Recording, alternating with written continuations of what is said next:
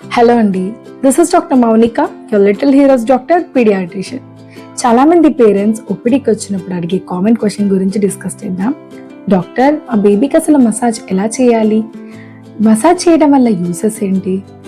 Mustard ఆయిల్తో massage చేస్తే మంచిది కదా డాక్టర్, హెల్దీగా అవుద్ది కదా బేబీ అని అడుగుతూ ఉంటారు. ఈరోజు ఈ టాపిక్ గురించి మనం డిస్కస్ చేద్దామండి.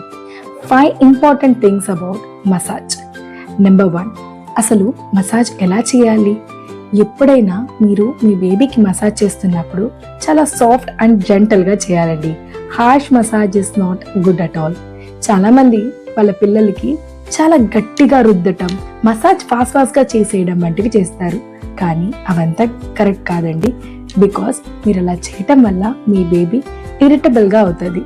దానివల్ల స్లీప్ సైకిల్ కూడా డిస్టర్బ్ అయ్యింది. సో మీరు చాలా స్లోగా చేయాలి. Number 1 thing, and most importantly, massage చేసేటప్పుడు చాలామంది పేరెంట్స్ కాళ్ళని చేతిని చాలా గట్టిగా రుద్దటం, లాగటం వంటివి చేస్తారు. అలాంటివి అస్సలు చేయకూడదు. ఎందుకంటారా? పిల్లల యొక్క బోన్స్ అనేవి చాలా డెలికేట్గా సాఫ్ట్గా ఉంటుంది. ఈజీగా ఫ్రాక్చర్ అవ్వటం, డిఫార్మిటీ అవ్వటం అనేటివి ఈజీగా ఉంటుంది. సో మీరు తెలుసో తెలియకో మీ యొక్క మసాజ్ వల్ల బేబీకి హామ్ అయితే చేయకూడదు.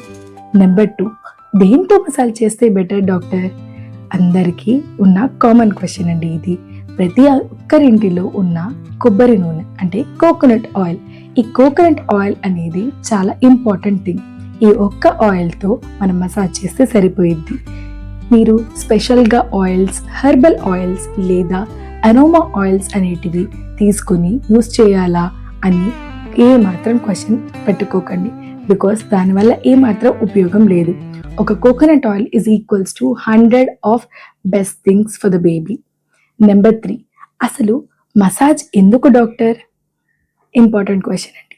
బికాస్ మనం మసాజ్ చేయటం వల్ల బేబీ యొక్క సర్క్యులేషన్ అనేది ఇంక్రీజ్ అయ్యి కంప్లీట్గా బాడీకి ఆ సర్క్యులేషన్ పెరిగి బ్రెయిన్ వరకు రీచ్ అవుద్ది. అలా అవ్వటం వల్ల బేబీ యొక్క brain maturity, at the same time weight అనేది ఇంక్రీజ్ అవ్వడానికి ఛాన్సెస్ ఎక్కువ పెరుగుతుంది.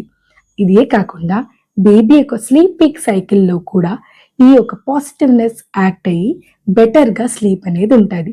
సో మసాజ్ అనేది ఒక ఇంపార్టెంట్ థింగ్. చాలామంది పేరెంట్స్ చేసే ఒక చిన్న మిస్టేక్ అండి ఇది.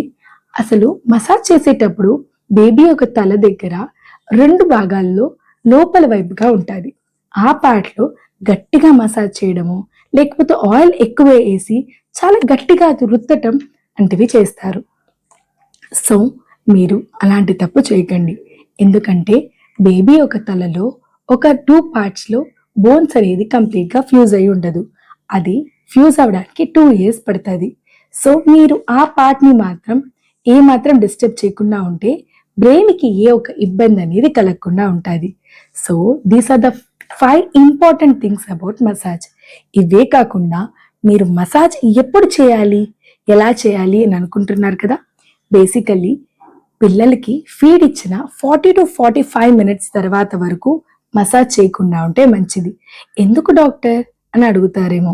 మీరు ఫీడ్ ఇచ్చిన వెంటనే చేస్తే అరుగుదలలో ఇబ్బంది, వామిటింగ్స్, ఆస్పిరేషన్ అంటే తీసుకున్న ఫీడ్ కాస్త లోపలికి వెళ్ళిపోయింది, అంటే లంగ్స్ లోపలికి వెళ్ళిపోయింది. దానివల్ల శ్వాస తీసుకోవడంలో ఇబ్బంది అనే ఛాన్స్ ఎక్కువైద్ది.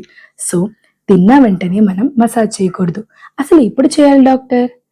అయితే మీరు బేబీ యాక్టివ్గా నవ్వుతూ ఆడుకుంటున్న టైంలో మసాజ్ అనేది చేయొచ్చు. అలా చేయడం వల్ల బేబీ ఇంకా యాక్టివ్ అయ్యి మీ యొక్క పేరెంట్ బేబీ బాండ్ అనేది బెటర్గా అయ్యిద్ది. I hope this all is useful for all of you. Follow more for such good content.